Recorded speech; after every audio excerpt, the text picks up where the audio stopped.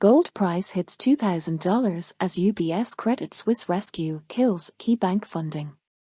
Gold prices leapt early Monday, peaking above $2,000 per ounce for U.S. investors and setting new all-time highs in many major currencies before easing back as the shotgun wedding of Swiss bank UBS agreeing to buy its rival Credit Suisse left the Western financial system facing widespread uncertainty, writes Atsuko Whitehouse at BullionVault. Spot gold bullion prices in the US dollar hit one-year highs at $2,009 per ounce before dropping $50 to show only a small gain from Friday evening's London close. Gold in other currencies also steadied after pairing the earlier jump, which had pushed gold priced in euros up to €1,885 per ounce within 0.9% to its all-time high, while the UK gold price in pounds per ounce at £1,648 marked a fresh record, as did the gold price in Japanese yen, Australian dollars, Indian rupees and Chinese yuan. UBS on Sunday agreed to buy Credit Suisse for $3.25 billion, a massive discount to Friday's closing share price, after a frantic weekend of negotiations brokered by Swiss authorities also saw the US Fed, European Central Bank, Swiss National Bank, and the Banks of England, Canada and Japan launch a coordinated injection of dollar liquidity, offered at daily auctions, to commercial banks in their jurisdictions.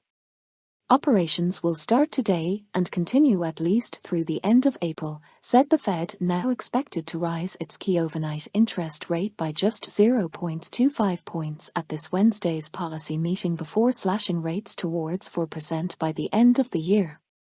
"I'm just not sure whether this shotgun UBS Credit Suisse wedding can forestall further financial market contagion," said Nikki Shields, head of metals strategy at Swiss refining and finance group MKS PAMP, following Sunday's announcement. "Reassurances, like this complicated tie-up, are dangerous. It can allay fears or just confirm/accelerate them." European banking shares initially slumped over 5% at the opening, with Credit Suisse's own shares down more than 63% from Friday's close to match the price being paid by its acquirer UBS, whose own stock dropped nearly 13%.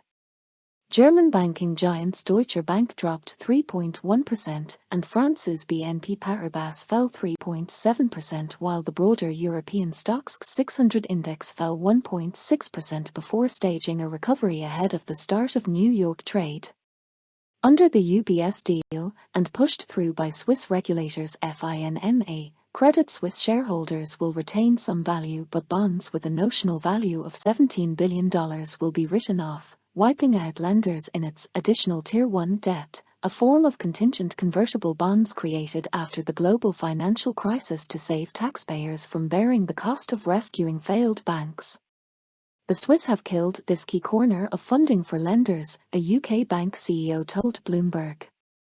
"Common equity instruments are the first ones to absorb losses," asserted European bank supervisors in a statement Monday morning as at-one prices sank across the region. Only then would additional Tier 1 be required to be written down, an approach consistently applied in past cases. The Swiss Central Bank also said Sunday that the UBS deal includes 100 billion Swiss francs in liquidity assistance for the newly enlarged UBS, plus a government promise of 9 billion Swiss francs in loss guarantees. U.S. bank First Republic, down 72% in the stock market last week, meantime saw its credit ratings downgraded deeper into junk status by S&P Global on Sunday despite last week's $30 billion in deposits from a group of major U.S. institutions. Gold-backed investment trust fund products saw only light inflows last week until Friday, when the quantity of bullion needed to back those gold ETF shares as a group jumped at the fastest one-day pace since the Russian invasion of Ukraine hit financial markets 12 months ago.